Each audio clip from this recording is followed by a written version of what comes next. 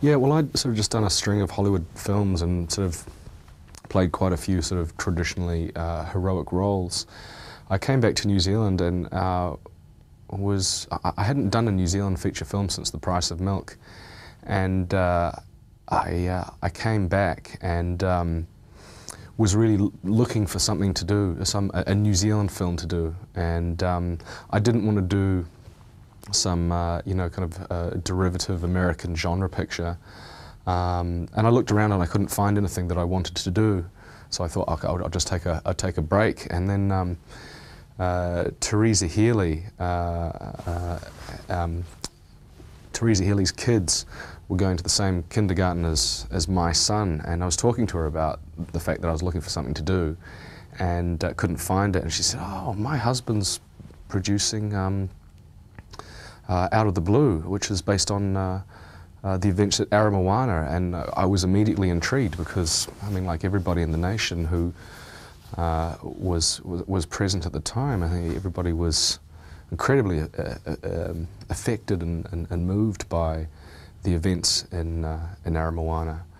And so my interest was immediately peaked right there, and from there it was a short process of getting a hold of a script, having a meeting with Robert Sarkis and saying, yeah, okay, I'll come on board.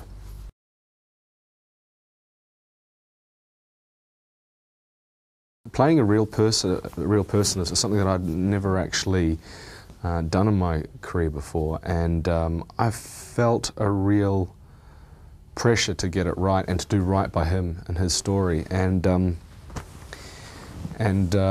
you know, I talked quite a bit with Nick, and he walked us through our set and kind of gave us a moment-to-moment recount of the way it went down, which was pretty intense, and still, you know, 14 years later, you know, it was still right on the surface for him. So yeah, to me, it was just really important to do justice to him and to tell his story to the best of my ability. The interesting thing that I found through doing this project was that you search for the truth of the character, the truth of the events, and what you quickly come to realize is the truth is entirely individual.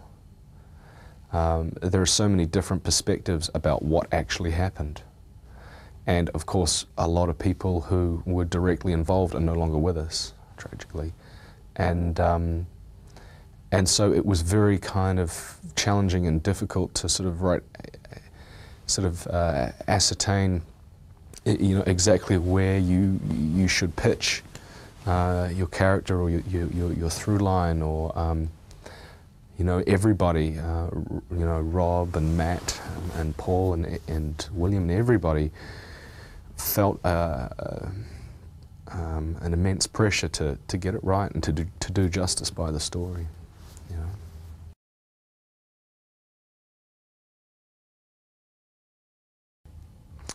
know. I enjoyed working with Rob.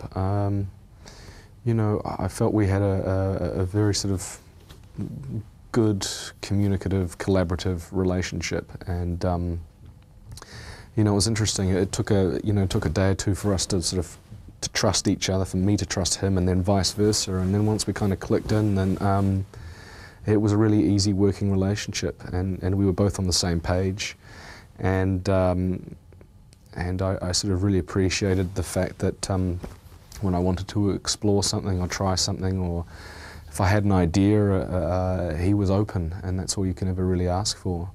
And in the same sense, I really sort of respect the fact that he had a very strong vision and a very strong idea of the story that he wanted to tell, and he never wanted to tell he never wanted this to be a police story or a police drama.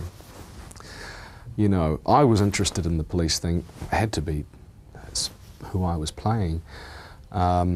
But we always felt that what was most interesting about the cop was the policeman was the man underneath that.